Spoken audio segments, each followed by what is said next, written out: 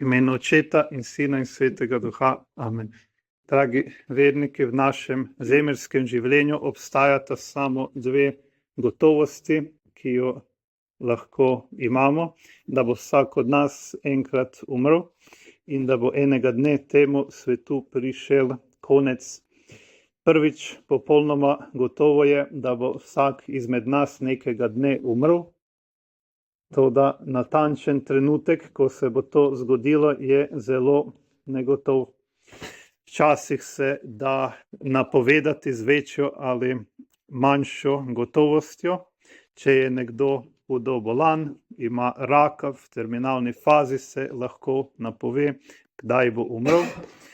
Če mu ostane le še nekaj mesecev življenja. Nekoč ali danes v nekaterih državah, če je nekdo obsojen na smrt, se ve, kdaj bo smrtna kazen izvršena in da se tu konča njegovo zemeljsko življenje. Čeprav tudi to ni popolnoma gotovo, lahko se zgodi nenaden zasuk ali čudež. Tako je bil Dostojevski obsojen na smrt, a je na to nekaj trenutkov pred izvršitvijo kazni prejel od cesarja pomilostitev. Popolna gotovost o tej resničnosti je bila mogoča le s posebnim božjim razodetjem. Tako so nekateri svetniki od Boga prejeli spoznanje, kdaj točno, na kateri dan in v katerem trenutku bodo umrli. Maksimilijan Kolbe je enemu od svojih redovnih bratov prerokoval točen dan smrti. Prerokoval mu je tudi, da ga bodo bratje zavrgli, in tudi to se je uresničilo, ker je ta duhovnik do konca ostal zvest tradicionalni maši in je moral zaradi tega trpeti preganjanje. Bog je nekaterim ljudem v stari zavezi prav tako napovedal, kdaj bodo umrli, recimo, da bodo umrli v boju. Toda velika večina ljudi ne bo imela niti verjetnosti, niti gotovosti glede trenutka svoje smrti, ampak le negotovost. Tista ura jih bo doletela povsem nepričakovano. Vemo, koliko ljudi umre zaradi nenadne smrti, zato pa se ne smemo slepiti, da morda ne bomo tako končali svojega zemeljskega življenja, da se bomo lahko vsaj od daleč pripravili na tisto uro. Kako napačno in nesmiselno je takšno razmišljanje, kaže spodbuden odlomek iz knjige Hoja za Kristusom, ki jo je vredno prebrati. Zakaj misliš, da boš dolgo živel, ko nisi prepričan niti za en dan? Koliko jih je bilo prevaranih in se jih je nenadoma ločilo od telesa? Kolikokrat si slišal, ker pravijo, da je eden padel od meča, da se je eden utopil, da je en padel z višine in si zlomil vrat, en je umrl med igro, en je umrl od kuge, en pa je umrl od roparske roke, pa so tako vsi končali s smrtjo in človeško življenje mine hitro kot senca. Pred nekaj leti je na Poljskem tragično umrl duhovnik. Ponoči je šel na sprehod in v parku ga je napadla skupina anarhistov, nasprotnikov cerkve, ter ga pretepla do smrti. Ta duhovnik zagotovo ni pričakoval, da bo prav ta dan zadnji v njegovem življenju. Na to pa naj bo, dragi verniki, pripravljen vsak od nas. Naj nas v temu spodbudi naslednji odlomek iz knjige Hoja za Kristusom, ki ga je vredno posredovati. O noro in trdosrčno človeško bitje, ki gleda samo na sedanjost in ne predvideva prihodnosti, kaj bo prišlo. V vsakem dejanju in misli se obnašaj, kot da boš danes umrl. Če bi imel čisto vest, se smrti ne bi kaj dosti bal.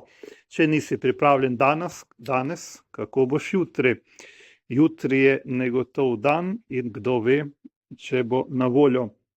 Blagor tistemu, ki ima vedno pred očmi smrtno uro in se vsak dan pripravlja na njo.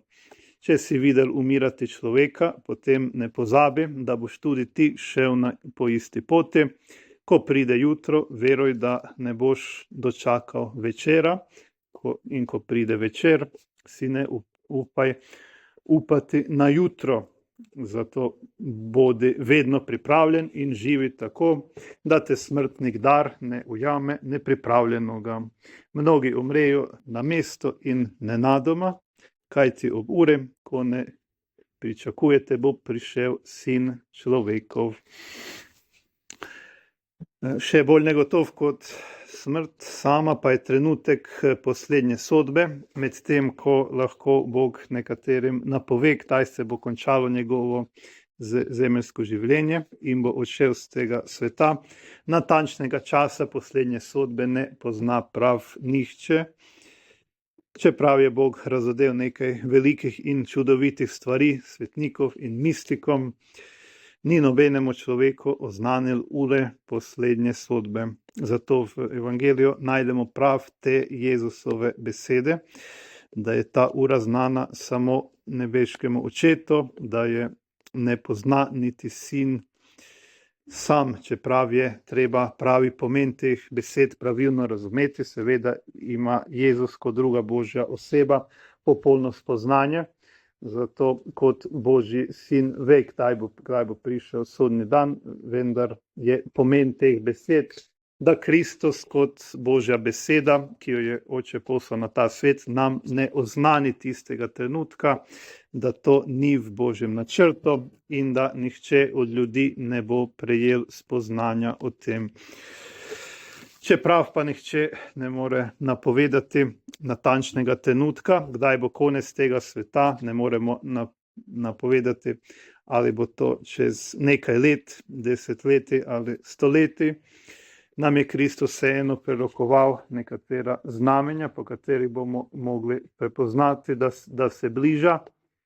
Velike težave bodo po vsem svetu, tesnoba med narodi.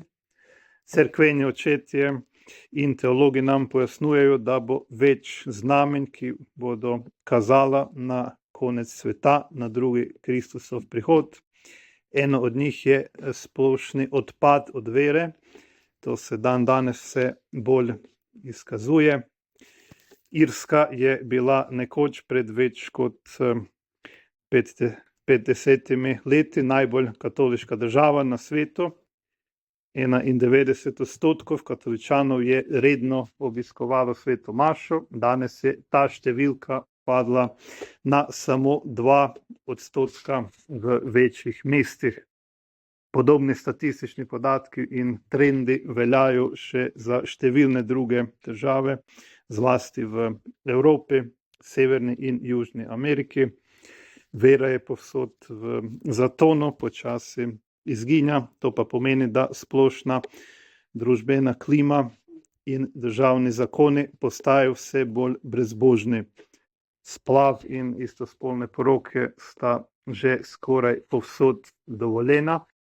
Evtanazija se začenja dovoljevati, v vse več državah so tisti, ki se temu upajo zoperstaviti, celo preganjani.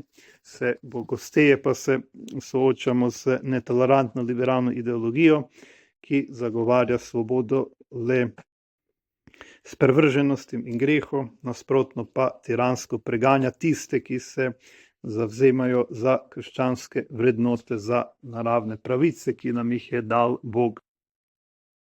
Ta splošni odpad je eno od znamenj, da se bliža drugi Kristusov prihod, čeprav ne more natančno napovedati, kdaj se bo to zgodilo. Zato pa moramo biti vedno pripravljeni, živeti zdaj, kot da nas bo Bog kmalu poklical z tega sveta. Želimo se popolnoma predati njegovi volji in si vzeti k srcu poduk iz hoje za Kristusom. Kako srečen in Preudaren je tistim, ki skuša biti zdaj v življenju to, kar hoče biti v smrti. V imenu Očeta in Sina in Svetega Duha. Amen.